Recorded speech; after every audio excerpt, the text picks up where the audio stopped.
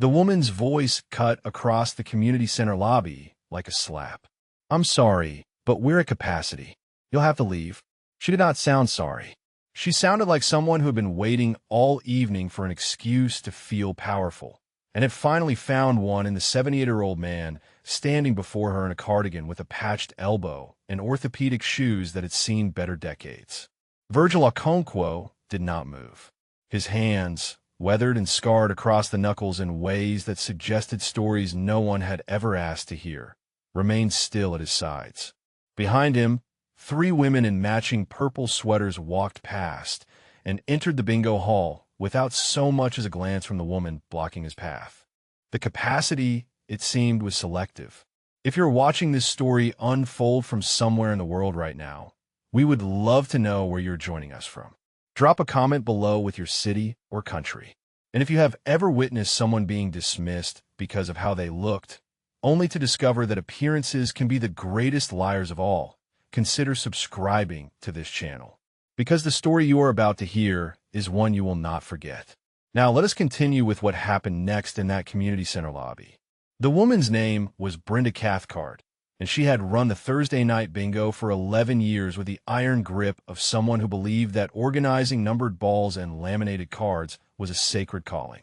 She was 52, with hair shellacked into a helmet that moved as one unit when she turned her head, and she had decided in the first 3 seconds of seeing Virgil Okonkwo that he did not belong in her domain.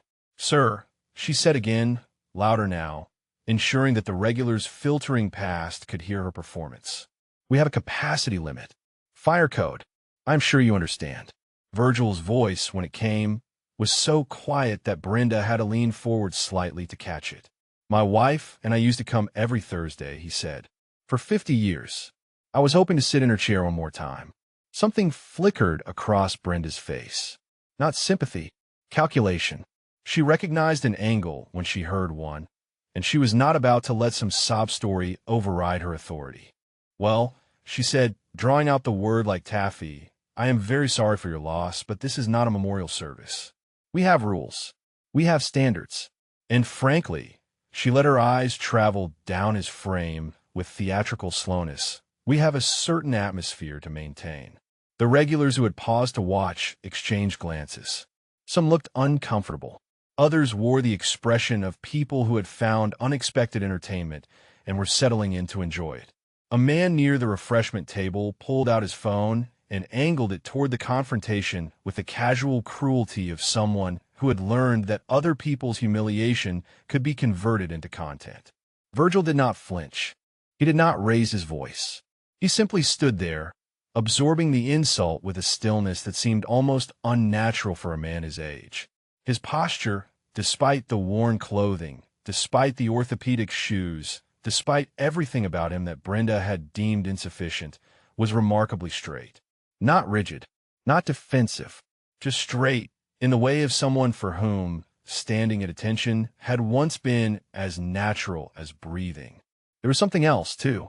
Something in his hands. They were still at his sides, but there was a quality to their stillness that suggested readiness rather than passivity. These were hands that had done things. Hands that remembered. Brenda did not notice any of this.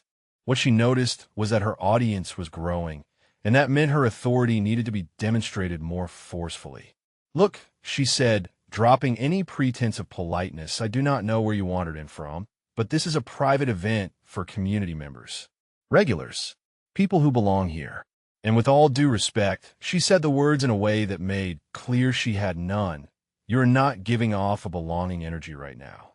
So why don't you shuffle along to wherever you came from and let us get on with our evening?" A few people laughed.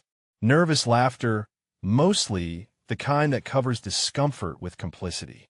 But there was genuine amusement in there too, and Brenda fed on it like oxygen. Virgil's hand moved, slowly, to touch something beneath his cardigan. A chain. Whatever hung from it remained hidden, but his fingers found it with the unconscious precision of long habit, the way a man might touch a rosary or a photograph or a wound that never quite healed. "Ma'am," he said, and the word carried no sarcasm, no edge, just the automatic respect of someone who had been trained to address people with courtesy regardless of how they treated him. I did not want any trouble. I just wanted to sit where Eleanor used to sit. Third row, left side, near the window. She always said the light was best there for seeing the numbers. Brenda's patience, such as it was, evaporated. She stepped closer, close enough that Virgil could smell her perfume, something floral and aggressive, and she dropped her voice to a hiss that somehow carried even further than her previous pronouncements. "Listen to me very carefully," she said. "I do not care about Eleanor. I do not care about your chair. I do not care about your 50 years. What I care about is that you are standing in my lobby, making my guests uncomfortable, and refusing to leave when asked politely. So now I'm asking not politely. Get out, before I call someone to remove you."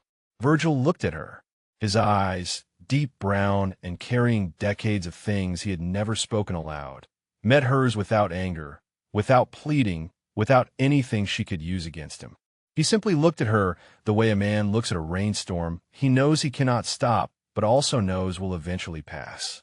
What Brenda Cathcart did not know, what no one in that community center lobby could have possibly known, was that the old man she was threatening to have removed had once walked through 2 miles of enemy territory carrying the body of his best friend on his shoulders. She did not know that 3 presidents had sought his counsel, that his name was spoken with reverence in places she would never be cleared to enter, that the chain he touched beneath his cardigan held the dog tags of 17 men who had died so that others might live.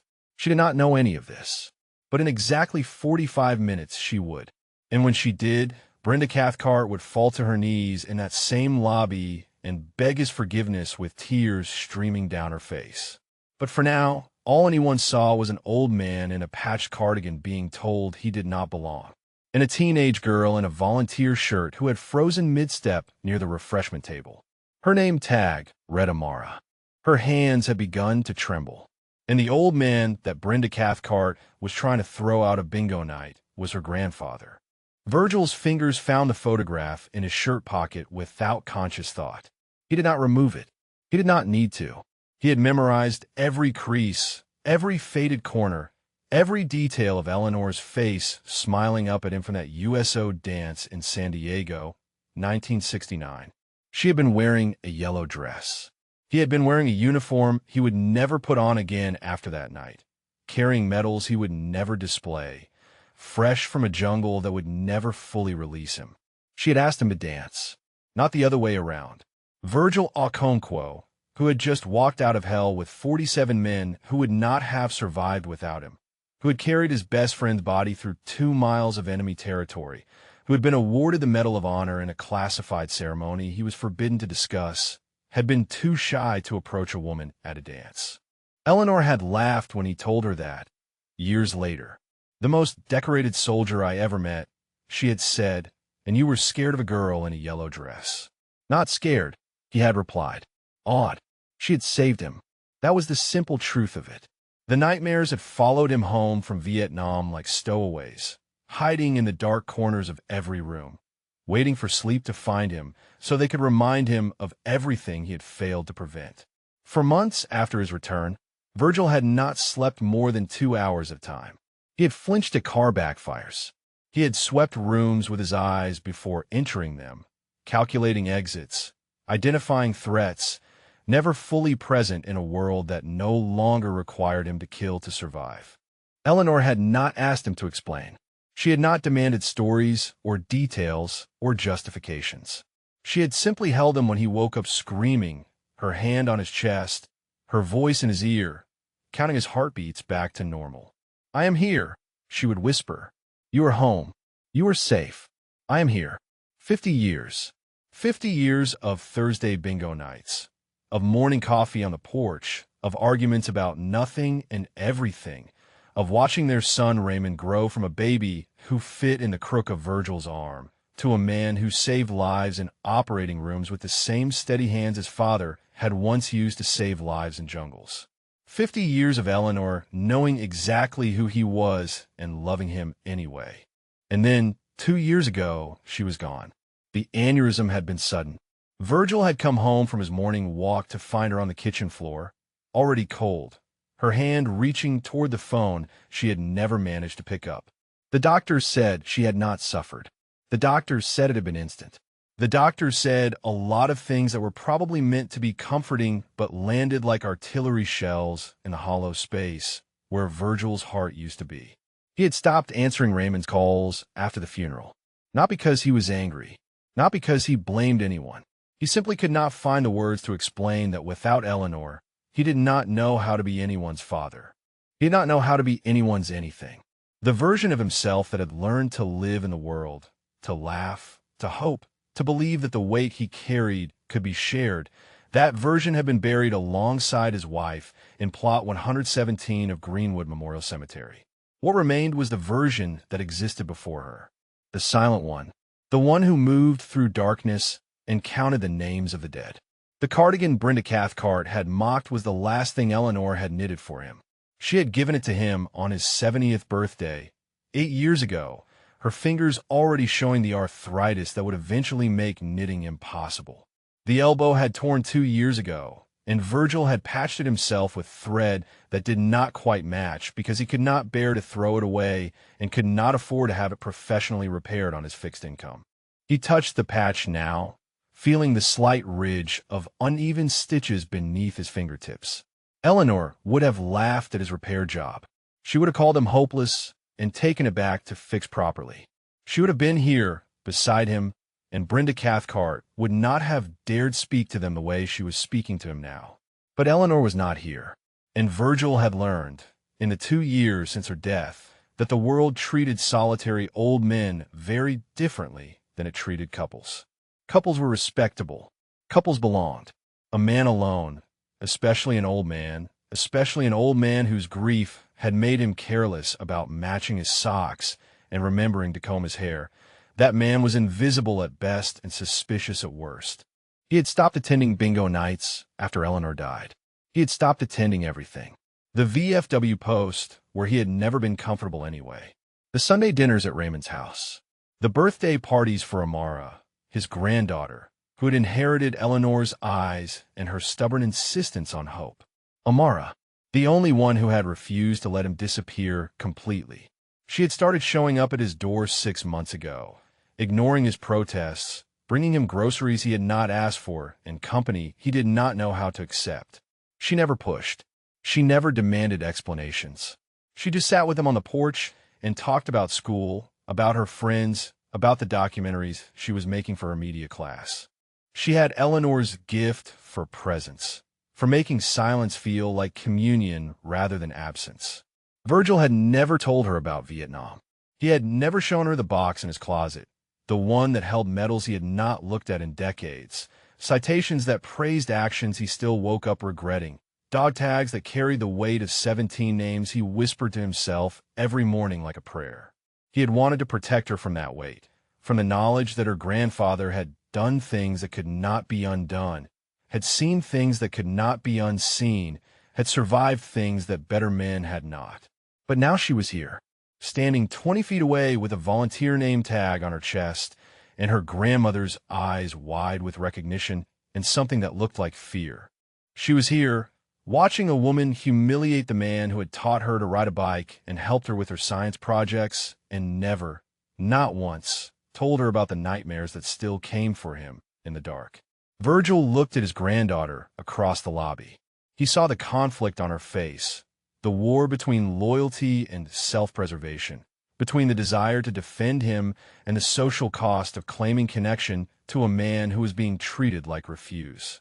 He gave her the smallest shake of his head, a gesture so slight that no one else would notice. "Stay out of this," that shake said. "Do not sacrifice yourself for me. I have carried heavier things than this woman's contempt." But Amara had Eleanor's stubbornness, and Eleanor had never been able to watch injustice without responding. Before Virgil could stop her, before he could find the words to warn her away, Amara took a step forward, and then another. And then Brenda Cathcart's voice was cutting through the lobby again, louder now, playing to an audience that had grown to fill the doorway of the bingo hall. "You see," Brenda announced, gesturing at Virgil with the theatrical disdain of someone who had mistaken cruelty for comedy. "This is exactly what I mean about maintaining standards. We let one person slide, and suddenly everyone thinks the rules do not apply to them. Her eyes swept the crowd, gathering their complicity. I'm not running a charity here. I am running a community event for community members. And if that makes me the bad guy, well. She shrugged with exaggerated helplessness. Someone has to hold the line. A few people nodded. A few people laughed. And in the back of the room, a 70-year-old man named Frank Boudreau set down his coffee cup and began to pay very close attention to the old man in the patched cardigan who had just been told he did not belong. Frank Boudreau had spent 3 tours in Vietnam with the Marine Corps, and he had learned to read men the way other people read newspapers. You had to in the jungle. A twitch of the eye, a shift in weight, the way someone held their rifle when they thought no one was watching. These were the details that kept you alive. These were the signs that told you whether the man next to you would hold the line or break when the bullets started flying. He had been watching the confrontation from his usual table near the back, the one that gave him a clear view of both exits and the main entrance. Old habits. 43 years since his last firefight, and he still could not sit with his back to a door. His wife had stopped commenting on it decades ago. She just let him have his seat and pretended not to notice when his eyes swept the room every few minutes, cataloging faces, calculating threats that no longer existed. The old man in the cardigan had caught his attention the moment he walked in, not because of his appearance, though that was notable enough. It was the way he moved. There was an economy to it, a precision that seemed completely at odds with his age and his worn clothing. When Brenda had first approached him, the old man had not stepped back, had not flinched, had simply adjusted his weight slightly, centering himself, creating a stable base without appearing to do anything at all. Frank knew that movement. He had drilled that movement into his own body 50 years ago. He had watched young Marines practice it until it became instinct, and he had never, not once, seen a civilian do it naturally. Now Brenda was escalating, her voice rising, her gestures becoming more theatrical. The crowd at the bingo hall doorway had grown, drawn by the promise of spectacle. A few people had their phones out. Frank could see the screens glowing as they recorded, already imagining the posts they would write, the comments they would harvest from other people's misery. The old man just stood there, taking it, his hands still at his sides, his posture still straight, his face showing nothing that Brenda could use against him. Frank had seen that kind of stillness before, too, in men who had learned that reacting to provocation could get you killed, in men who had been trained to absorb abuse without breaking because breaking meant dying. Who are you, Frank thought? Who the hell are you? Brenda was warming to her performance now. She had found her rhythm, found her audience, and she was not about to let the moment pass without extracting maximum entertainment value. She turned to the crowd with the confidence of a comedian who knew her material was landing. You know what I think, she announced. I think we have a case of confusion here.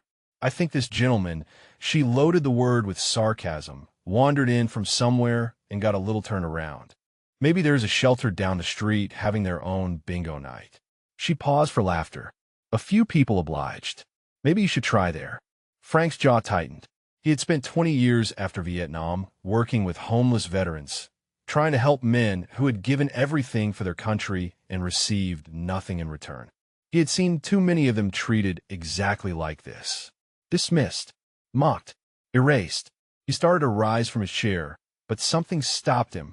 The old man had moved. Just slightly, just for a fraction of a second.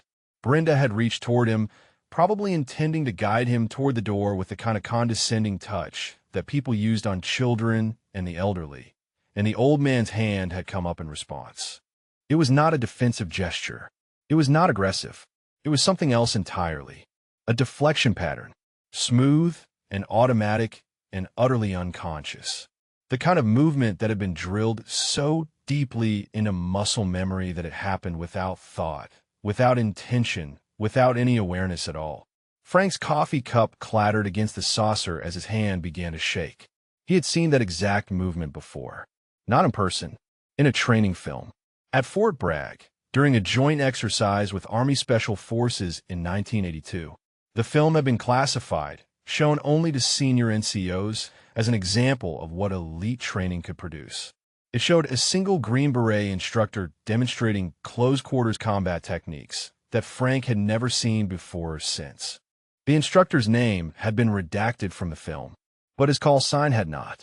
They called him Shepherd, the narrator had said, because he never lost a man who stayed in his flock, and because God helped anyone who threatened his sheep. Frank stared at the old man in the patched cardigan. It was not possible. That film had been made over 40 years ago.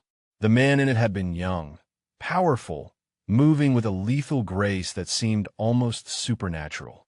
This man was 78 if he was a day, stooped by time, and dressed in clothes that looked like they had been pulled from a donation bin.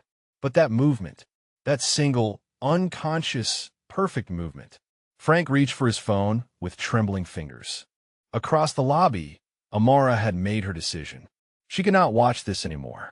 She could not stand here in her volunteer shirt and let this woman tear apart the man who had held her when she cried about middle school drama, who had taught her the names of constellations from his back porch, who had never once raised his voice to her even when she probably deserved it. She pushed past a woman with a large purse and stepped into the open space between Brenda and her grandfather. "Excuse me," she said, her voice shaking but audible. Her volunteer supervisor, a middle-aged woman named Patricia, called after her in confusion, but Amara did not stop. She planted herself directly in front of Virgil, facing Brenda with the righteous fury that only a 16-year-old defending someone she loves can muster. Brenda's eyebrows rose. "Well," she said, delighted by this new development. "And who do we have here?" "One of our little volunteers." "Sweetheart, is this man bothering you? Because if he is, you do not have to be polite about it." "He is not bothering me," Amara said. "You are bothering him, and what you are doing is wrong." A murmur ran through the crowd. This was better than anyone had expected. Brenda's smile widened, sensing an opportunity. "Honey," she said, dropping her voice to a stage whisper that carried perfectly. "I understand you want to help. That is very sweet. But sometimes people who look like they need help are actually," she searched for the word, "taking advantage. You are young. You do not know how these things work yet. This man does not belong here, and letting him stay would not be doing him any favors." Amara's hands clenched at her sides. "You do not know anything about him." Brenda laughed. The sound was sharp and bright and utterly without warmth. "I know enough, sweetheart. I know everything I need to know just by looking." Behind Amara, Virgil placed a gentle hand on her shoulder. "It is all right," he said quietly. "You do not have to do this." But Amara was not finished. Her grandmother's stubbornness burned in her chest, demanding expression. She opened her mouth to say something she would not be able to take back, to reveal the connection that would change everything. But before the words could form, another voice cut through the lobby. Frank Boudreau had risen from his table. He was walking toward them now, his gait steady despite his age, his eyes fixed on Virgil with an intensity that made several people step back involuntarily. "Excuse me," Frank said. His voice carried the kind of authority that came from places Brenda Cathcart had never been and could not imagine. "But I think there has been a mistake here." Brenda turned to face this new interruption, irritation flickering across her features. "And you are?" Frank did not answer her. He was staring at Virgil's forearm, where the sleeve of the cardigan had ridden up just slightly during the near contact with Brenda. Just enough to reveal the edge of something dark against weathered skin. Ink, old ink, numbers, coordinates, and 5 letters that made Frank Boudreau's blood run cold. The letters were QNPOC. Guangnam Vovin Au Padaisen Gundo. Frank knew them the way he knew his own service number, the way he knew the names of the men he had lost in Hugh City, the way he knew the sound of his wife's breathing when she slept beside him. Some things carved themselves into memory so deeply that forgetting them was not an option. Operation Condor was a legend, not the kind of legend that got talked about in bars or written up in history books. The other kind, the kind that was whispered about in classified briefings and studied in war colleges and referenced in training materials with half the details redacted. The kind that most people, even most veterans, had never heard of because hearing about it required clearances that ordinary soldiers did not possess. Frank had heard about it because he had been in the right place at the right time with the right security clearance, and because the Marine Corps had wanted its senior NCOs to understand what was possible when extraordinary men were given impossible missions. June 1968. A POW camp in Quang Nam Province holding 47 American servicemen. Intelligence said extraction was impossible. The terrain was too hostile, the enemy presence too heavy, the logistics too complicated. Command had written those men off. Their families had been told to prepare for the worst. And then a six-man Green Beret team had walked into the jungle and done what everyone said could not be done. Frank remembered the briefing officer's voice, flat and clinical, as he described what happened next. 3 days of movement through triple canopy jungle. An ambush on the second night that killed 4 of the 6 operators. The 2 survivors pressing forward anyway, because turning back meant abandoning 47 Americans to torture and death. The assault on the camp by 2 men against a force of over 60 NVA regulars. The extraction of every single prisoner through 2 miles of hostile territory while under continuous fire. One of the 2 survivors had died during the extraction. Corporal Thomas Whitfield, 21 years old, from a small town in Tennessee. He had taken a bullet meant for the prisoners and had bled out in 90 seconds while his team leader applied pressure that both of them knew would not be enough. The other survivor had carried Whitfield's body the entire 2 miles. Had refused to leave him behind, even when it meant moving slower, even when it meant risking the lives of everyone else in the column. Had delivered 47 living Americans and 1 dead hero to the extraction point, and then had collapsed from blood loss, dehydration, and wounds that should have killed him 3 times over. They called him Shepherd, the briefing officer had said, because he never lost a man who stayed in his flock. Frank stared at the old man in the patch cardigan, at the coordinates tattooed on his forearm, at the 5 letters that marked him as someone who had been there, who had done what the briefing officer described, who had walked through hell and carried a friend's body home. It was not possible. Shepherd was a ghost, a legend, a name attached to a classified service record that most people would never be allowed to read. Frank had always assumed the man was dead. Heroes like that did not grow old. They burned too bright. They gave too much. They did not end up in community center lobbies being mocked by women who organized bingo nights. But the tattoo did not lie, and neither did the movement Frank had witnessed, that perfect, unconscious deflection that came from training so intense it rewrote the body's instincts. Virgil felt Frank's eyes on him. He knew what the man had seen. He knew what was coming, the questions he had spent 56 years avoiding, the recognition he had never wanted and still did not want. He had carried this weight in silence because silence was easier than explanation, because explaining meant reliving, and reliving meant drowning in memories that had never stopped trying to pull him under. Tommy Whitfield's face swam up from the darkness where Virgil kept it locked away. Young and scared and brave, so impossibly brave. They had met at Fort Bragg in 1967, 2 men from different worlds thrown together by the Army's indifference to background and the Green Berets' insistence on excellence. Tommy had been a farm boy from Tennessee who had never seen a city bigger than Nashville. Virgil had been the son of Nigerian immigrants who had grown up in Chicago and joined the Army because college was not an option and the factory was not a life. They had become brothers in the way that only soldiers become brothers, forged in shared suffering and mutual dependence and the knowledge that each would die for the other without hesitation. Tommy had been the first white person to ever invite Virgil to his family's home. Virgil had been the best man at Tommy's engagement party, 3 weeks before they deployed to Vietnam. Tommy had never made it to his wedding. Patricia, his fiancée, had received a folded flag and a medal and a letter from Virgil that had taken him 6 months to write because every word felt like a lie. How do you tell a woman that her future husband died, screaming in your arms? How do you explain that you held his hand while the light left his eyes, and he asked you to tell his mama he was not scared? How do you describe carrying his body through 2 miles of jungle, because leaving him behind was not something you were capable of doing? Not then, not ever. You do not describe it. That was what Virgil had learned. You lock it away in a box in your closet, and you never open it, and you marry a woman who does not ask questions, and you build a life that looks normal from the outside, even though nothing inside you has been normal since June 14th, 1968. Eleanor had known. Not the details, but the weight. She had felt it every time she held him after a nightmare. She had seen it every time he flinched at unexpected sounds. She had understood, somehow, that the man she loved was carrying something that could not be put down, and she had made space for that weight without ever demanding that he explain it.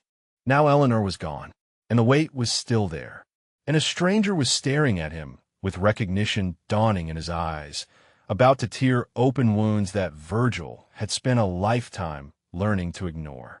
Amara felt her grandfather's hand tighten slightly on her shoulder. She did not understand what was happening, why the older man from the back table was staring at Grandpa Virgil like he had seen a ghost. She did not know about Vietnam or Operation Condor or a young man named Tommy Whitfield who had died so that 47 Americans could live. She only knew that her grandfather's hand was trembling now, almost imperceptibly, and that whatever was about to happen was going to change something fundamental. "Sir," Frank said. His voice cracked on the word. He cleared his throat and tried again. "Sir, that tattoo on your arm. Those coordinates." Virgil's eyes met Frank's. For a long moment, neither man spoke. The lobby had gone quiet, the crowd sensing that something had shifted, that the entertainment they had been expecting had transformed into something else entirely. Then Virgil spoke, his voice barely above a whisper. "You served," he said. It was not a question. Frank nodded. 3 tours. Marines. Hugh City, among other places. Virgil's jaw tightened. "That was a hard fight." "Yes, sir." Frank's voice was thick. "It was. But not as hard as what you did. Not as hard as Quang Nam Province. Not as hard as Operation Condor." The name hung in the air like smoke after an explosion. Brenda looked between the two men, confusion replacing her earlier confidence. She did not understand what was happening, but she understood that she had lost control of the situation entirely. And in the doorway of the bingo hall, a 70-year-old woman named Martha Hines set down her dauber and began walking toward the confrontation with purpose in her stride and a phone already pressed to her ear. Martha Hines had spent 40 years working with veterans. She had started as a volunteer at the VA hospital in 1984, fresh out of college and full of idealistic notions about service and gratitude and giving back to those who had given so much. The idealism had faded within 6 months, beaten down by bureaucratic indifference and systemic failures in the faces of men who had been promised everything and received nothing. But she had stayed anyway. She had stayed because someone had to, because the men and women who came home broken deserve at least one person who would not give up on them. Now she ran the county's Veterans Services Office, a small operation with a smaller budget that somehow managed to connect hundreds of veterans each year with housing, health care, employment, and the kind of basic human dignity that should never have been in question in the first place. She knew every veteran in the county by name. She knew their service records, their struggles, their families. She knew which ones were doing well and which ones were hanging on by threads, so thin they were invisible to everyone except her. She did not know Virgil Okonkwo, and that bothered her. Martha had been playing bingo in the back corner when the confrontation started. She had watched Brenda's performance with the weary disgust of someone who had seen too many people treat veterans like inconveniences. She had been about to intervene herself when the teenage girl stepped forward, and then the older man from the Marine table, and now something was happening that she did not fully understand but recognized as significant. Operation Condor. She had heard Frank say the words. She did not know what they meant, but she knew how to find out. Her phone was already pressed to her ear, her contact at the VA regional office on speed dial. "Janet," she said quietly, stepping away from the crowd. "I need you to run a name for me. Okonkwo.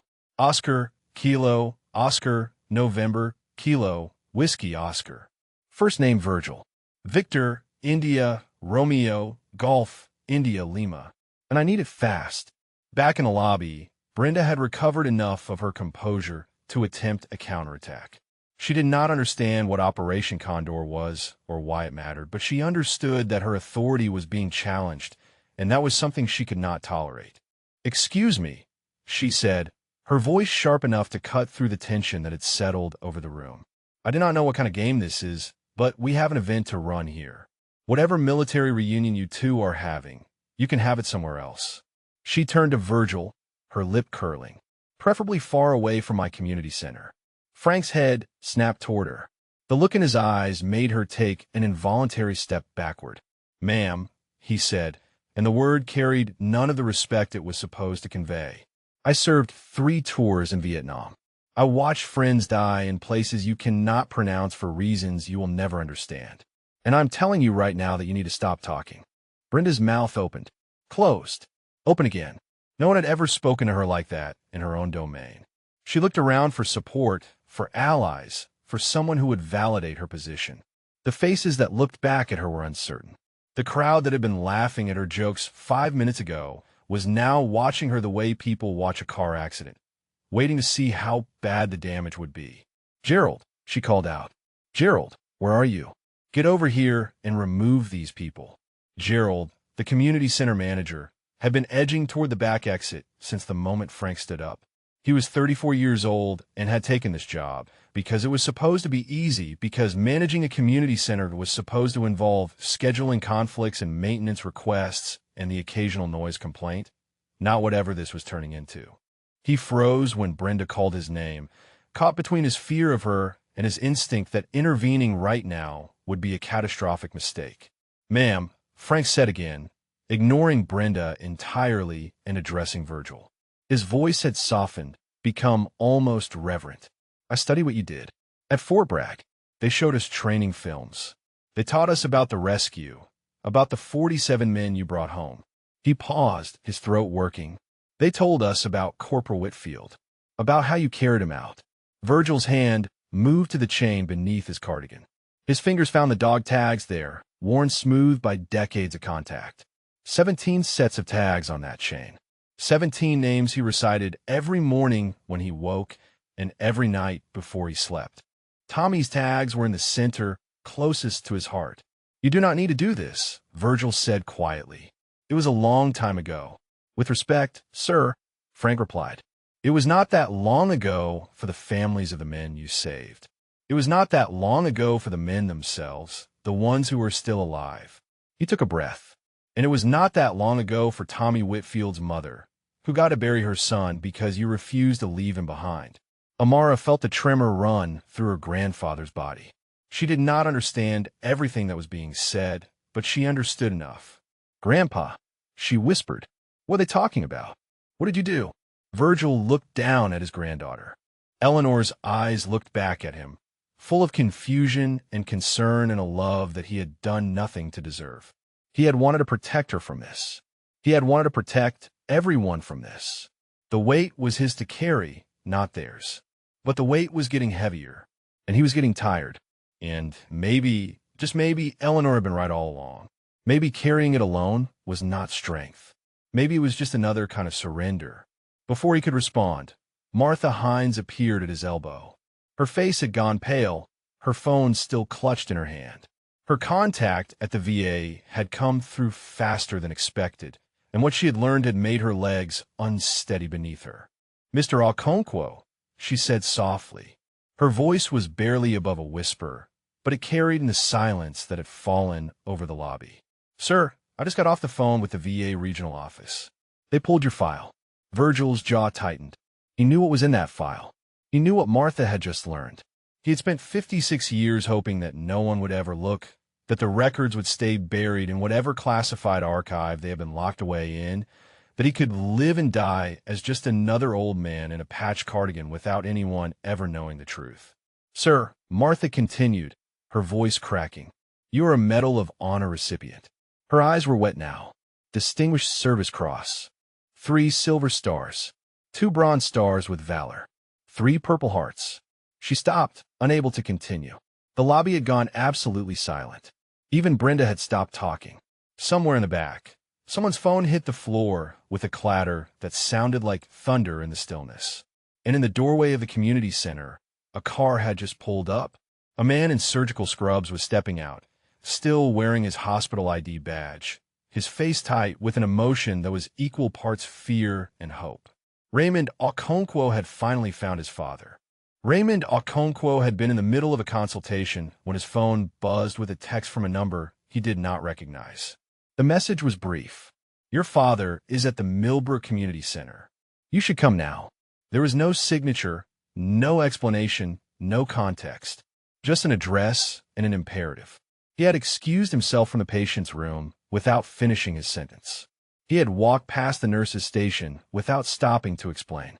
He had gotten into his car, still wearing his surgical scrubs and his hospital badge, and had driven 90 miles an hour down roads he barely saw because his mind was somewhere else entirely, somewhere in the past 2 years of silence and unanswered calls and the slow, terrible grief of losing a father who was still alive. Raymond was 54 years old. He was the chief of surgery at St. Michael's Hospital, a position he had earned through decades of discipline and sacrifice and the relentless pursuit of excellence that his father had modeled without ever explaining where it came from.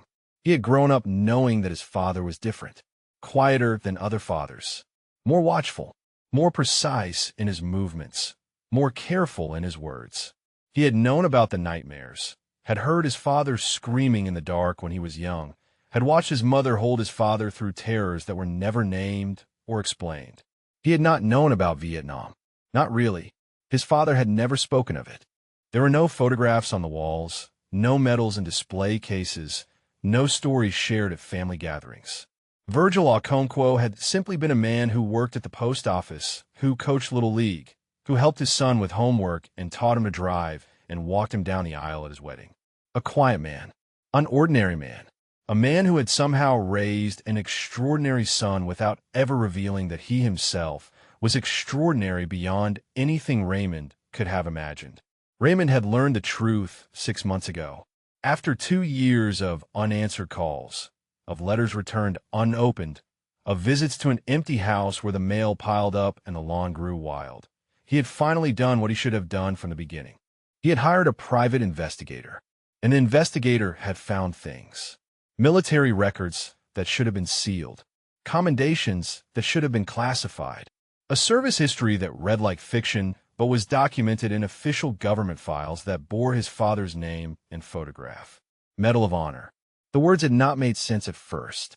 Raymond had stared at them on the investigator's report, unable to reconcile them with the quiet man who had taught him to ride a bicycle. His father. His ordinary, silent, unremarkable father. A Medal of Honor recipient, a war hero whose exploits were studied at military academies, a legend. And Raymond had not known. For 54 years, he had not known.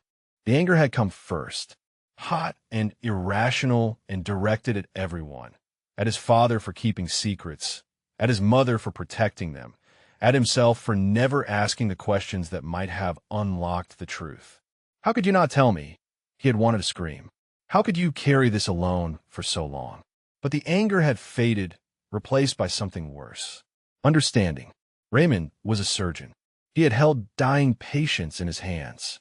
He had delivered news that shattered families. He had seen the way trauma carved itself into people, the way some wounds never healed no matter how skilled the doctor or how advanced the medicine. He understood, finally, why his father had never spoken of Vietnam. Some things could not be spoken. Some things could only be carried. Now Raymond stood in the doorway of the Millbrook Community Center, his heart pounding against his ribs, his eyes scanning the crowded lobby until they found what they were looking for. His father, standing in a circle of strangers, wearing the cardigan that Raymond's mother had knitted 8 years ago, looking older and smaller and more fragile than Raymond remembered, but also standing straight, standing at attention, almost the way he used to stand when the national anthem played, the way Raymond now understood he had been trained to stand in places that existed only in classified files.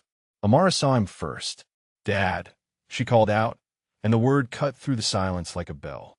She ran toward him, her volunteer badge bouncing against her chest, and threw her arms around him with the desperate relief of someone who had been holding a secret too heavy for her shoulders. "You came," she whispered into his chest. "I texted you. I did not know what else to do." Raymond held his daughter and looked over her head at his father. Virgil had not moved, had not spoken. His face was a mask of emotions too complex to read. fear and shame, and something that might have been hope, all tangled together in the lines and creases of a face that Raymond had known his entire life without ever really seeing. The crowd parted as Raymond walked forward. He was aware of eyes on him, of phones recording, of whispered conversations speculating about who he was and why he was there. He did not care. He had spent 2 years trying to find his father. He had spent 2 years grieving a man who was not dead, mourning a relationship that had been stolen by silence and stubbornness and the kind of pain that made people run from the ones who loved them most. He stopped 3 feet from Virgil, close enough to see the tremor in his father's hands, close enough to see the tears gathering in eyes that had always been so carefully guarded. "Dad," Raymond said. The word came out broken. Virgil's jaw worked. He opened his mouth to speak, but nothing came out. For 56 years, he had kept his silence. For 56 years, he had protected his family from the weight he carried, convinced that his burden was his alone, that sharing it would only spread the damage to people who did not deserve it. But looking at his son now, at the gray in Raymond's hair and the lines around his eyes and the surgical scrubs that spoke of a life dedicated to saving others, Virgil realized something that shattered the walls he had spent decades building. Raymond had grown up to be exactly like him, a healer instead of soldier, but the same at the core. Someone who carried other people's pain, someone who held lives in his hands and made impossible choices and lived with the consequences. Someone who understood, probably better than anyone else alive, what it meant to give everything you had and still feel like it was not enough. "Raymond," Virgil said. His voice cracked on his son's name. "I am sorry. I am so sorry. I thought I was protecting you. I thought if you did not know, if you never had to carry what I carry, you could have a normal life. You could be happy." Raymond closed the distance between them in a single step. He wrapped his arms around his father, feeling how thin Virgil had become, how the body that had once seemed so solid and unbreakable now felt fragile beneath the worn cardigan. "I do not want to be protected," Raymond said, his voice thick with tears. "I want my father. I have always just wanted my father." And in the lobby of the Millbrook Community Center, surrounded by strangers and watched by a woman who tried to throw him out of bingo night, Virgil Okonkwo held his son for the first time in 2 years and let himself weep. The embrace lasted longer than either man could measure. Time had become irrelevant in that lobby, seconds stretching into something that felt like years of silence finally being acknowledged, finally being forgiven. Raymond held his father the way he had held patients who were slipping away, with desperate tenderness, as if letting go might mean losing him forever. When they finally separated, Virgil's face was wet with tears he had not shed in decades. He wiped at them with the back of his hand, a gesture so human and vulnerable that several people in the crowd looked away, feeling suddenly intrusive in a moment that was not meant for them. Amara stood beside them, her own eyes streaming, watching her grandfather transform before her. She had known him as a quiet man who liked to sit on his porch and name the stars. She had known him as someone who made her grilled cheese sandwiches and helped her edit her documentary projects and never once raised his voice. She had not known that he was a legend. She had not known that the gentle hands that had taught her to hold a camera had once carried a dying friend through miles of enemy territory. "Grandpa," she said softly, "why did you never tell us?" Virgil looked at his granddaughter. Eleanor's eyes, Eleanor's stubbornness, Eleanor's insistence on hope even when hope seemed foolish. He reached out and touched her cheek with fingers that had stopped trembling for the first time in 2 years. "Because I wanted you to see me," he said. "Not what I did, not where I went. Just me, just your grandfather." He paused, his voice catching. "I was afraid that if you knew, you would look at me differently, that you would see a soldier instead of a person, a hero instead of a man who made mistakes and failed people and spent every day wishing he could have done more." Frank Boudreau stepped forward. He had been standing at a respectful distance, giving the family their moment, but something Virgil said had struck a chord that he could not ignore. "Sir," Frank said, "with respect, you saved 47 men. You carried your brother home when you could have left him. You did what no one else could do, what no one else would even try." He shook his head slowly. That is not failure. That is the opposite of failure. Virgil turned to face the Marine. I lost 4 men getting to that camp, he said quietly. Good men. Men with families, with futures, with everything to live for. I was team leader. Their lives were my responsibility. And I led them into an ambush that I should have seen coming. You could not have known, Frank said. I should have known. Virgil's voice was steady now, but there was an old pain beneath it, a wound that had never fully closed. That is what leadership means. When your men die, it is your fault. When your brother bleeds out in your arms because you missed a shooter by half a second, that is your fault too. He touched the chain beneath his cardigan. I carry their names because I owe them that. Because remembering is the least I can do for men who gave everything. The lobby had gone completely silent. Even Brenda, who had retreated to the edge of the crowd, was watching with an expression that might have been the beginning of shame. The phones that had been recording were still held aloft, but the people holding them had forgotten they were filming. They were simply witnessing. Martha Hines stepped closer, her veteran services instincts overriding her awe. Mr. Okonkwo, she said gently. Sir, I have worked with veterans for 40 years. I have seen men carry guilt that was never theirs to carry.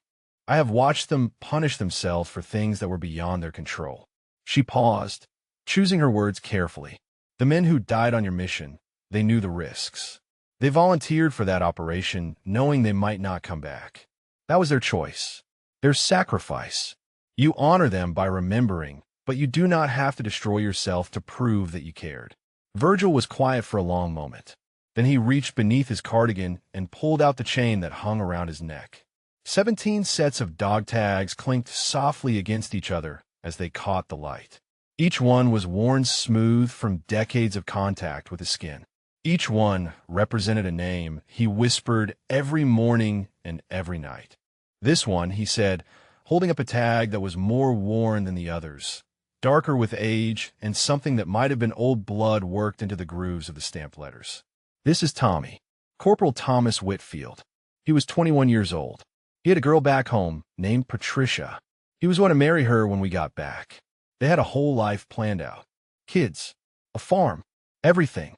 His voice did not waver, but his eyes had gone distant, looking at something that no one else in the room could see. The night before we went in, he asked me to promise him something.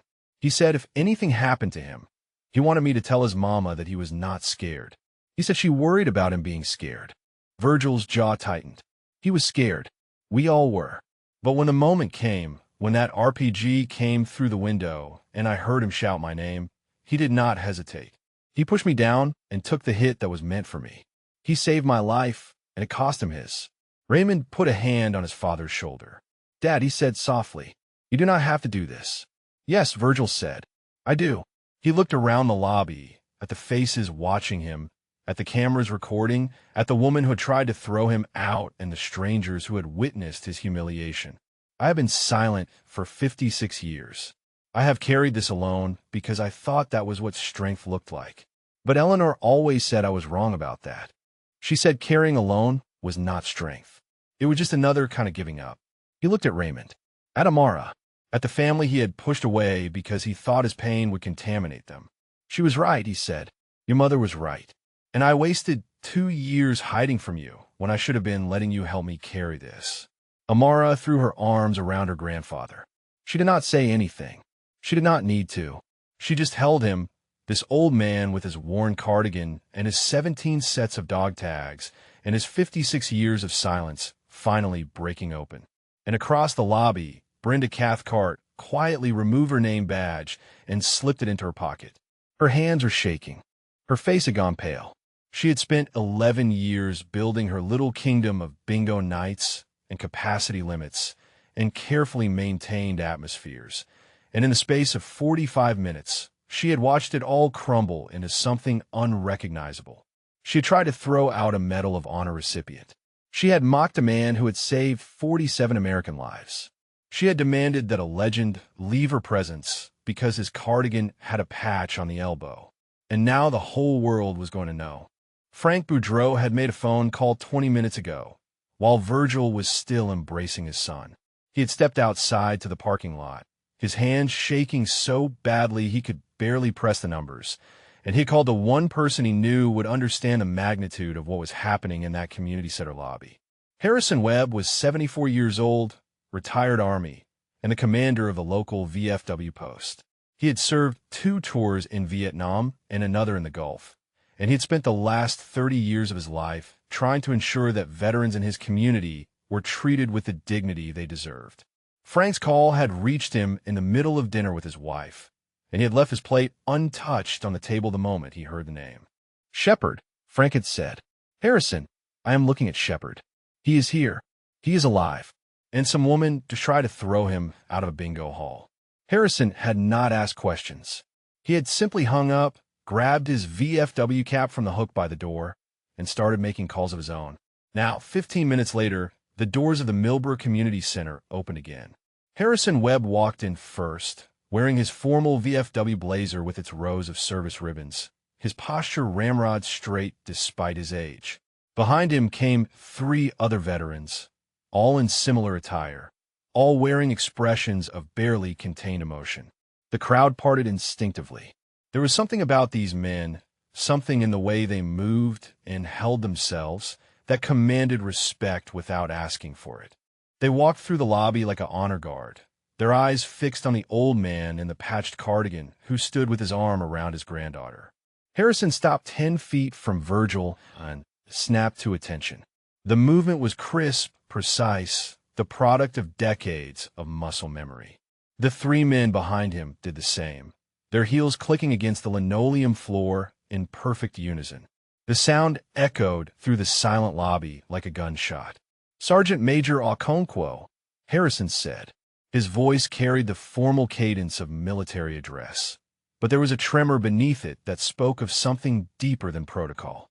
"On behalf of VFW Post 1147, and on behalf of every veteran who has ever served this nation, I want to apologize for what happened here tonight."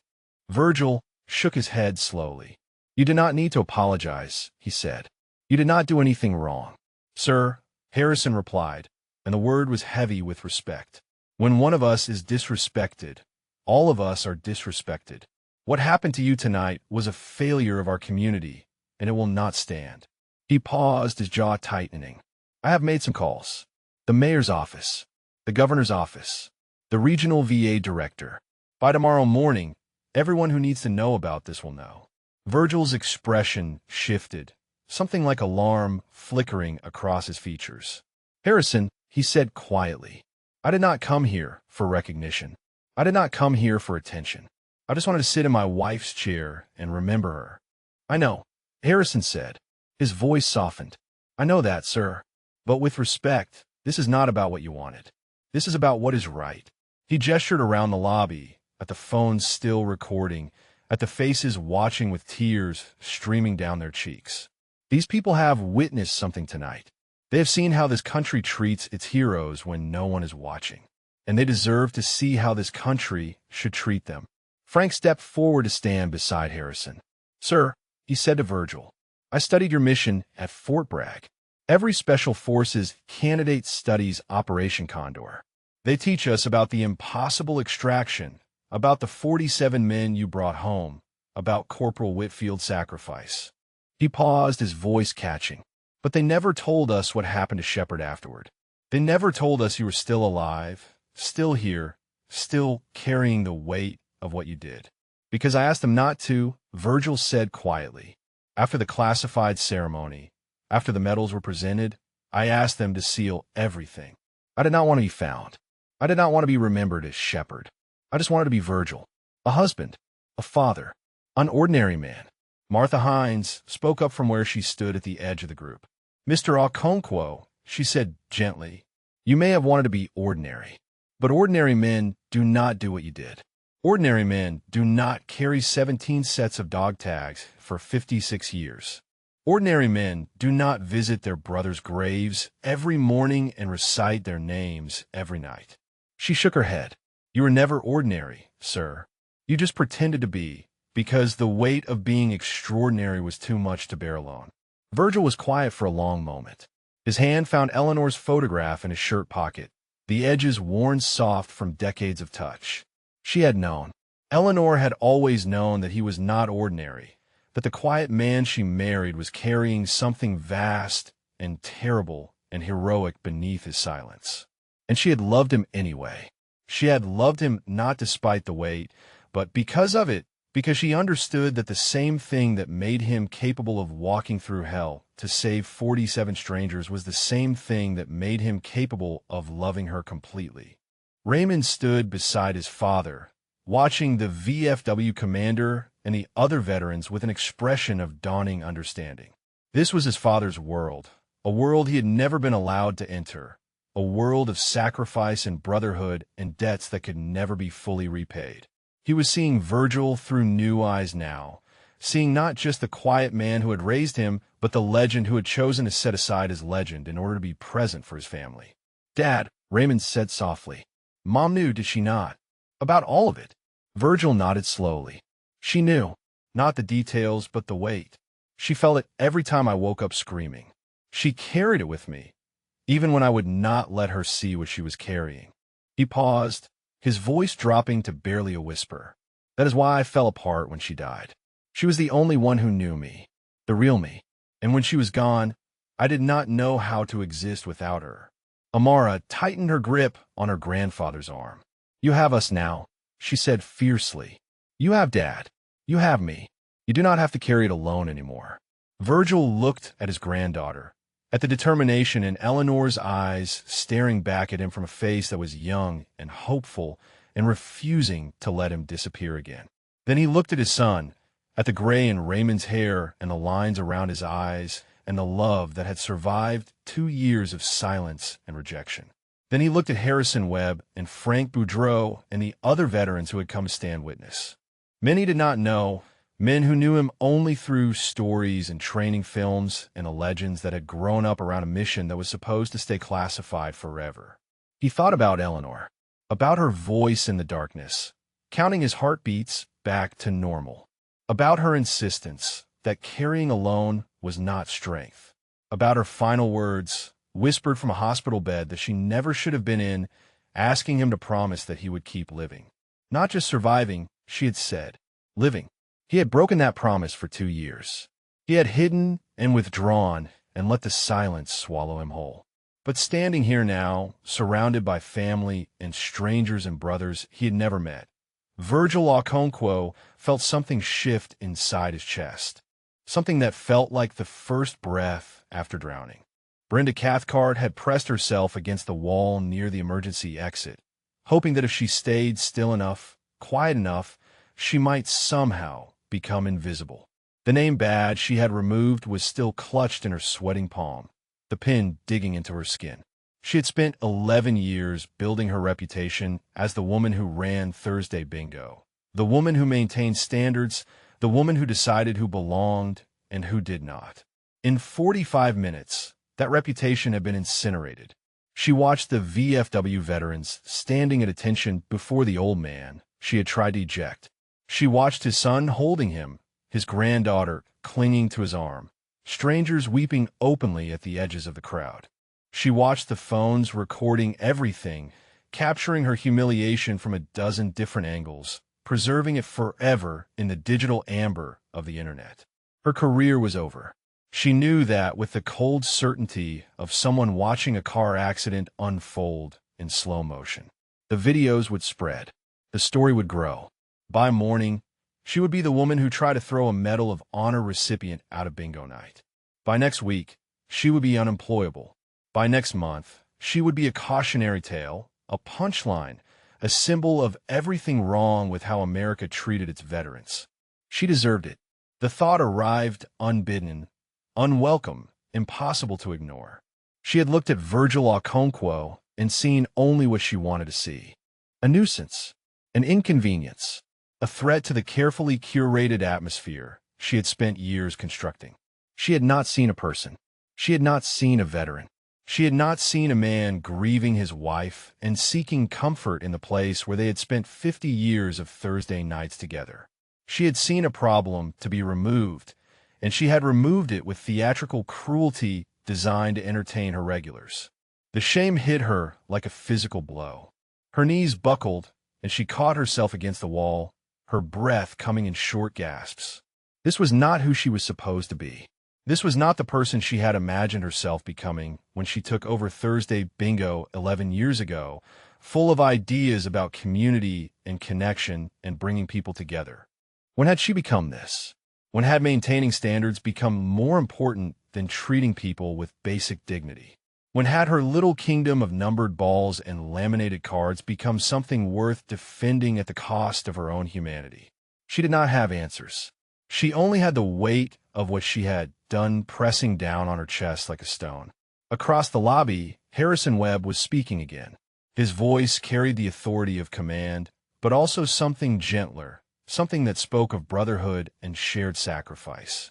"Sergeant Major," Harrison said, "I know you did not come here looking for recognition, but there are people in this room, people watching these videos right now, who need to see what happens next. They need to see that this country still knows how to honor the men and women who gave everything for it." He turned to face the crowd, his bearing shifting into something more formal, more ceremonial. "For those of you who do not know," he said, his voice rising to reach every corner of the lobby, "the man standing before you is Sergeant Major Virgil Okonkwo, United States Army Special Forces, retired. In June of 1968, he led a 6-man team into the jungles of Quang Nam Province to rescue 47 American prisoners of war from a North Vietnamese camp that military command had deemed impossible to reach. The lobby was absolutely silent. Even the ambient sounds of the building seemed to have faded, as if the walls themselves were listening. For members of his team were killed in an ambush en route to the target. Harrison continued. Sergeant Major Okonkwo and one other survivor, Corporal Thomas Whitfield, pressed forward anyway. They assaulted the camp alone. They freed every single prisoner. And when Corporal Whitfield was mortally wounded during the extraction, Sergeant Major Okonkwo carried his body 2 miles through hostile territory rather than leave him behind. Harrison's voice cracked slightly, but he pressed on.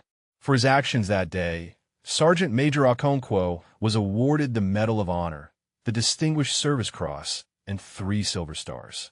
He is one of the most decorated soldiers in American military history.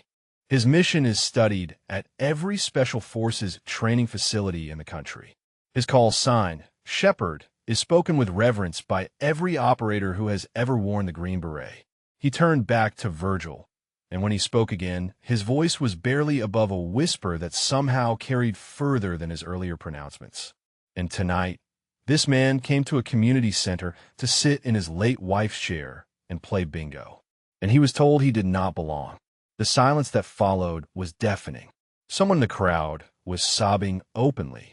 Several of the regulars who had laughed at Brenda's earlier jokes were staring at the floor, unable to meet anyone's eyes.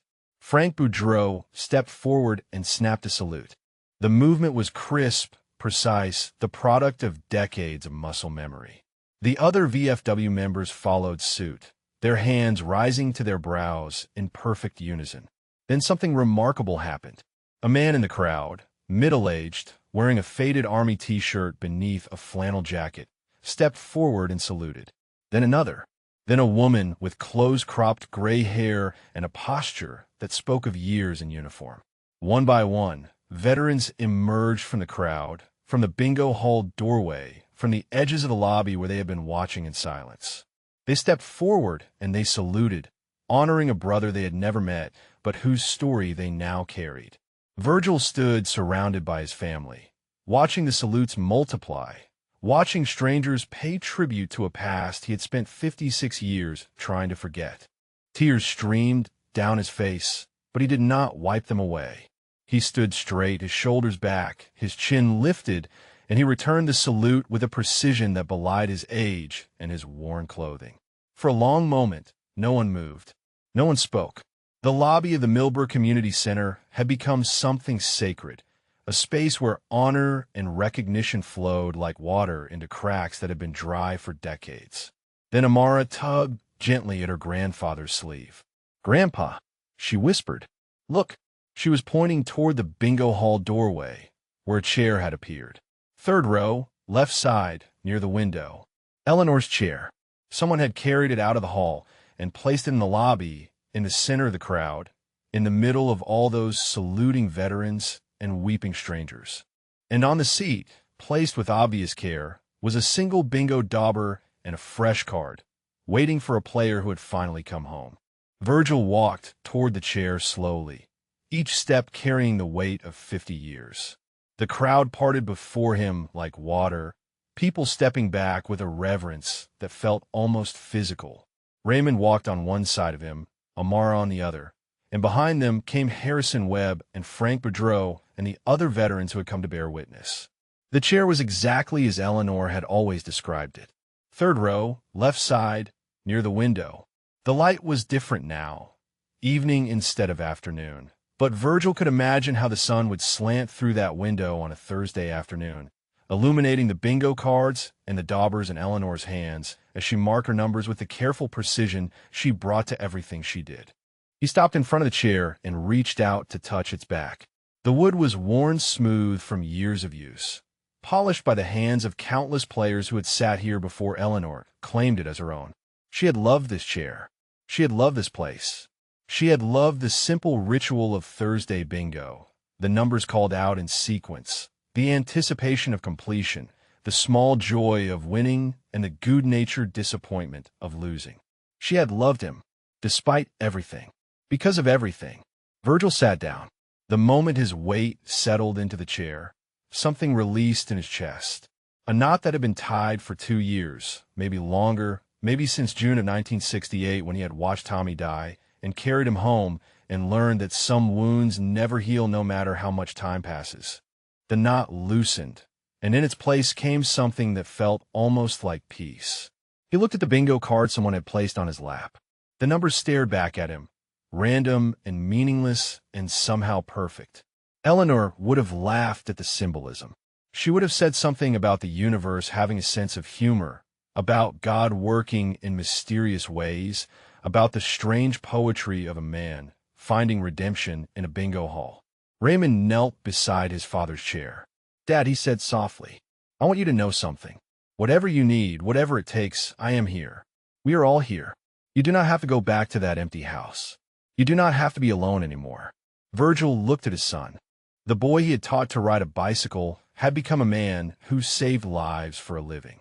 The teenager who had once asked why his father never talked about the war had become a surgeon who understood, perhaps better than anyone, the weight of holding life and death in your hands. "I do not know how to do this," Virgil admitted. His voice was barely above a whisper. "I do not know how to let people help me. I have been carrying this for so long that I do not know how to put it down." Raymond took his father's hand, the same hands that had carried Corporal Whitfield's body through 2 miles of jungle. The same hands that had held Eleanor as she slipped away. The same hands that had pushed everyone away for 2 years because the pain of connection seemed worse than the pain of isolation. "Then let us carry it with you," Raymond said. "That is what family does. That is what Mom would have wanted." Amara crouched on the other side of the chair. She pulled out her phone, not to record, but to show her grandfather something. The screen displayed a photograph she had taken 6 months ago, the first time she had shown up at his door uninvited. In the image, Virgil sat on his porch, his face half turned toward the camera, caught in a moment of surprise that had not yet hardened into refusal. "I started visiting you because Mom was worried," Amara said. "She said you would not answer Dad's calls, would not come to dinner, would not let anyone in. She asked me to try because she thought maybe you would not push away your granddaughter the way you pushed away everyone else." Virgil looked at the photograph. He remembered that day. He had been sitting on the porch, talking to Eleanor as he did every morning, telling her about the weather and the birds and the way the light fell through the trees. And then Amara had appeared, 16 years old and stubborn as her grandmother, refusing to leave even when he told her she should. "I was not trying to push anyone away," he said slowly.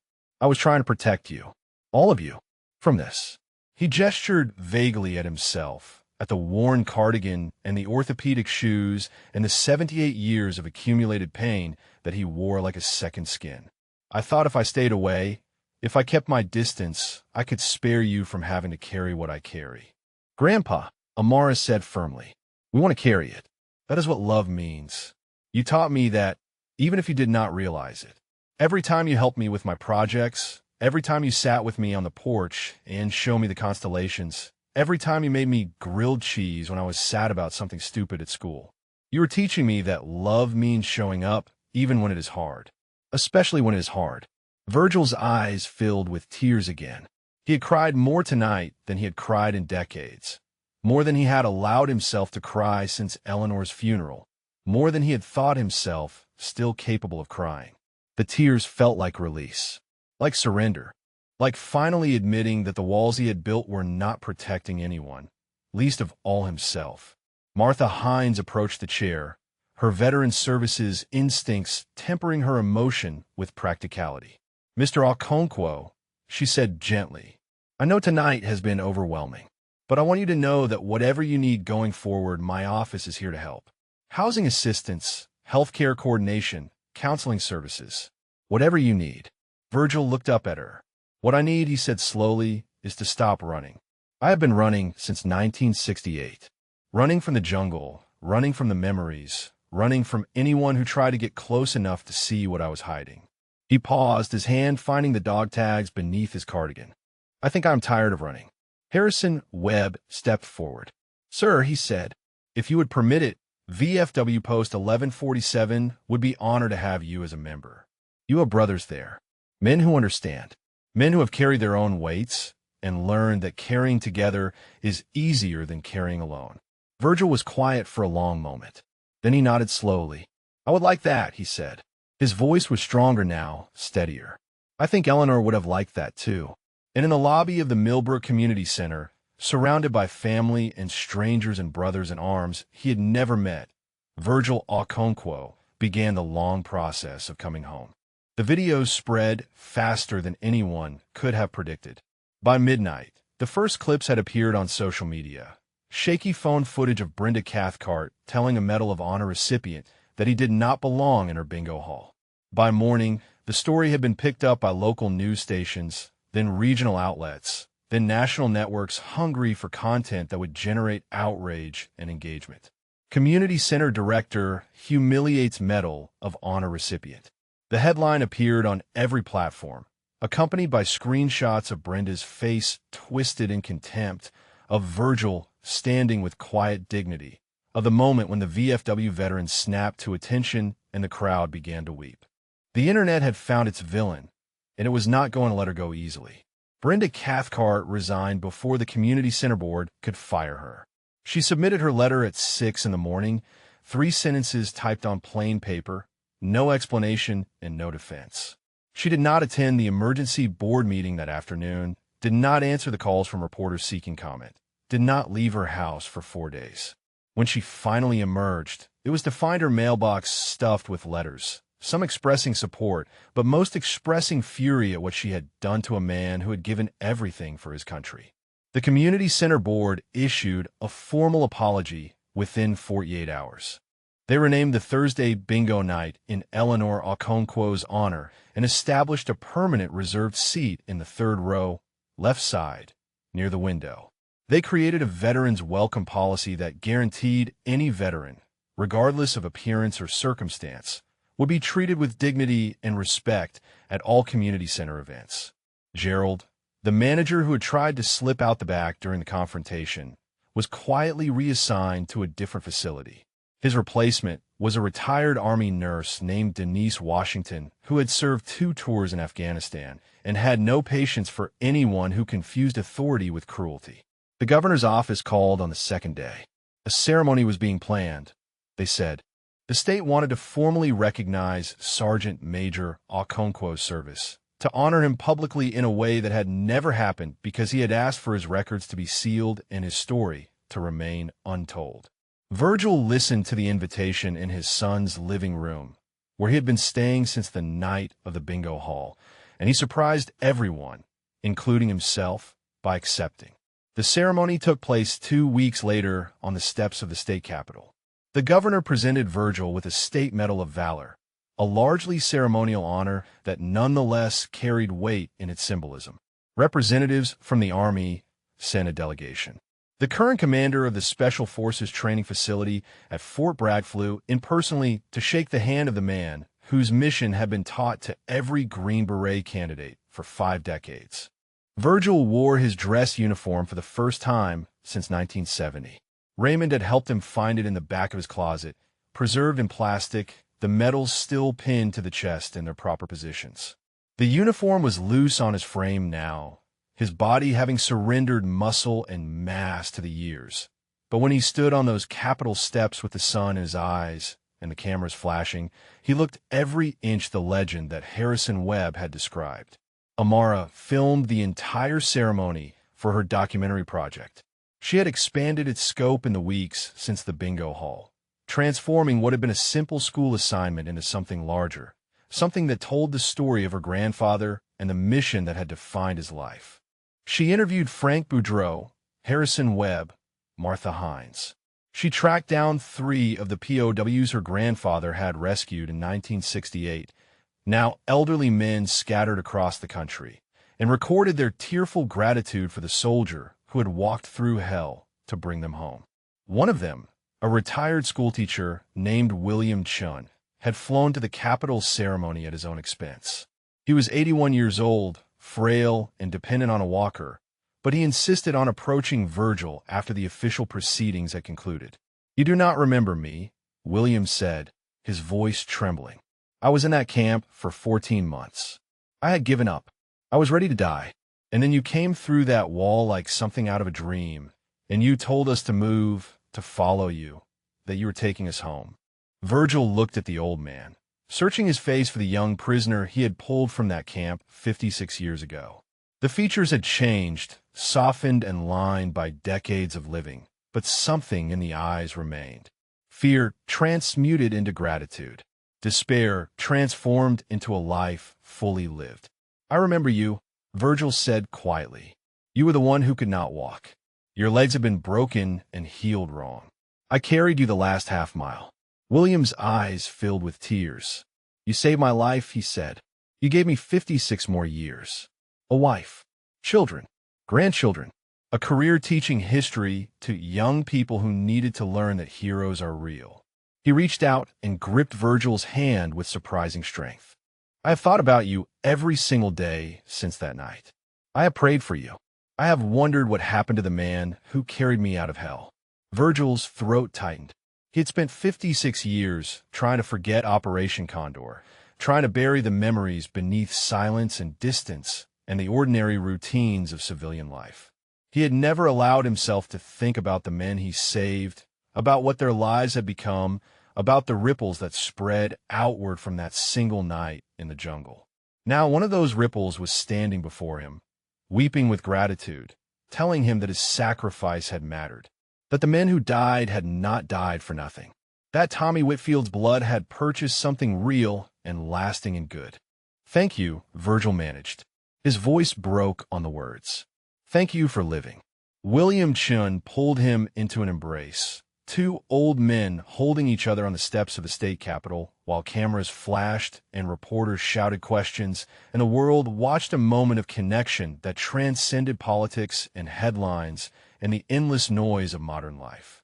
And somewhere in the crowd, Raymond Okonkwo watched his father receive the recognition he had spent a lifetime avoiding, and he understood finally why Virgil had hidden for so long. It was not shame. It was not modesty. It was the unbearable weight of being responsible for so many lives, of knowing that every breath those rescued men took was a breath purchased with blood, of carrying the dead alongside the living in a heart that had never learned how to let go. But watching his father embrace William Chun, watching the tears stream down both their faces, Raymond understood something else too. Sometimes the weight becomes lighter when you let others help you carry it. Sometimes the dead rest easier when the living finally allow themselves to be grateful.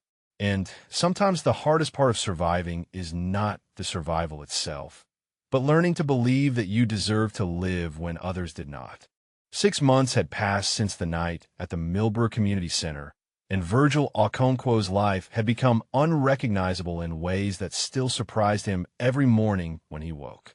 He no longer lived in the empty house where Eleanor's absence had echoed off every wall.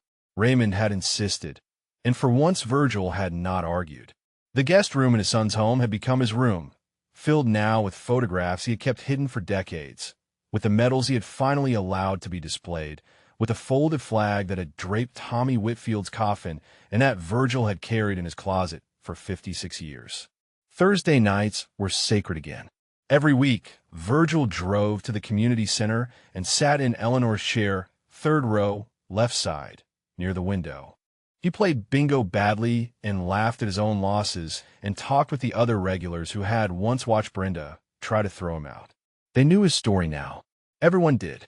But they had learned to treat him not as a legend, but as a neighbor, which was all he had ever wanted. He was not alone at that table anymore. Frank Boudreau sat beside him most weeks, the Marine who had recognized the Green Berets training in the unconscious deflection of an old man's hands. They did not talk much about Vietnam. They did not need to. They talked about baseball and grandchildren and the particular frustrations of aging bodies that remembered being young and capable. Sometimes they sat in comfortable silence and let the bingo caller's voice wash over them like a meditation. Martha Hines had connected Virgil with the county's veteran outreach program, but not as a client. As a volunteer, he visited elderly veterans in their homes now, men and women who had served and returned and found themselves forgotten by a country that had moved on to newer wars and fresher wounds. He sat with them. He listened to their stories. He told them his own when they asked and sometimes when they did not. He had learned that sharing the weight made it lighter for everyone who touched it.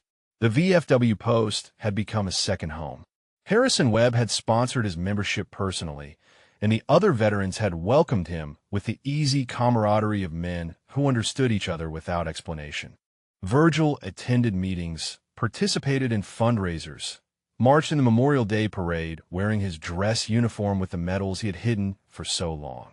He was learning, slowly, that being seen did not mean being diminished. That recognition was not the same as exploitation. That letting people honor his service was not a betrayal of the men who had not come home. He still visited Eleanor's grave every morning. That had not changed and never would. He brought coffee now, 2 cups, and he sat on the bench beside her headstone and told her about his week. About Raymond and Amara. About the veterans he was helping and the friends he was making and the slow, strange process of rejoining a world he had abandoned. "I am trying, sweetheart," he said one morning, the steam from the coffee rising in the cool air. "I am living like you asked. It is harder than I thought, but I'm trying." He touched the headstone, tracing the letters of her name with fingers that no longer trembled. Amara's documentary had won the state competition and been selected for a national festival. She had titled it Shepherd's Flock, and it told the story not just of Virgil, but of the men he had saved and the ripples that spread outward from a single act of impossible courage. The film had inspired a movement of sorts, young people across the country organizing to check on isolated veterans in their communities to ensure that no one who had served would be forgotten or dismissed or told they did not belong. They called themselves Shepherd's Flock too. The name made Virgil uncomfortable at first, the weight of being a symbol rather than a person. But Amara had explained it in a way that finally made sense. "It is not about you, Grandpa," she had said. "It is about what you represent.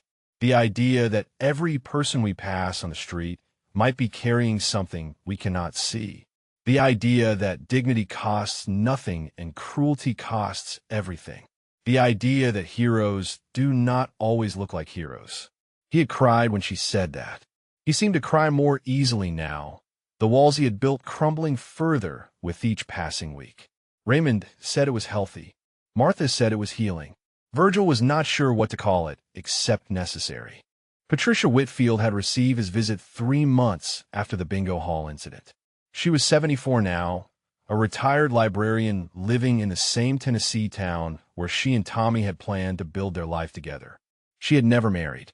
She had never stopped loving the boy who went to Vietnam and never came home. Virgil had driven 8 hours to see her. He had brought Tommy's dog tags, the ones he had worn against his heart for 56 years, and he had placed them in her hands and told her everything. The mission, the ambush, Tommy's last words, the 2 miles through hostile territory. The weight of carrying a friend's body because leaving him behind was not something Virgil was capable of doing. Patricia had wept. They had wept together, two old people bound by a young man's sacrifice, by love that had outlasted death, by the strange mathematics of survival that left some standing while others fell. She had asked him to keep the dog tags. "He needs to stay with you," she had said. "He chose to stay with you. When he pushed you down and took that bullet, he was choosing to stay with you forever. And I think you want to keep choosing that, as long as you are still here to carry him." Virgil wore the tags still, all 17 sets, but they felt different now. Lighter somehow, though their physical weight had not changed. Shared, though he was the only one who wore them. It was Thursday evening. Virgil sat in Eleanor's chair at the community center, a bingo car in front of him and Frank Boudreau beside him, and the caller's voice echoing through the hall. Raymond was there too, having taken to joining his father for Thursday bingo when his surgery schedule allowed. Amara sat across the table, filming everything for reasons she claimed were archival, but that Virgil suspected were sentimental. The caller announced a number. Virgil did not have it. He laughed softly and marked nothing on his card. If this story moved you tonight, if it reminded you that the person next to you might be carrying something heavier than you can imagine, please consider subscribing to this channel. And tell us in the comments, who is the quiet hero in your life? Who is the person whose appearance hides a story of sacrifice and courage? Sometimes the greatest warriors are not the ones in uniform. Sometimes they're the ones in patch cardigans, sitting in chairs by windows, carrying weights we cannot see. Thank you for watching. The evening light slanted through the window, falling across the bingo cards and the daubers and the faces of people who had become family. Virgil touched the photograph of Eleanor in his shirt pocket, then the dog tags beneath his cardigan, then the hand of his son who sat beside him. "Still here, sweetheart," he whispered. "Still trying. Still living." And for the first time in longer than he could remember, the words felt like a promise he was finally keeping.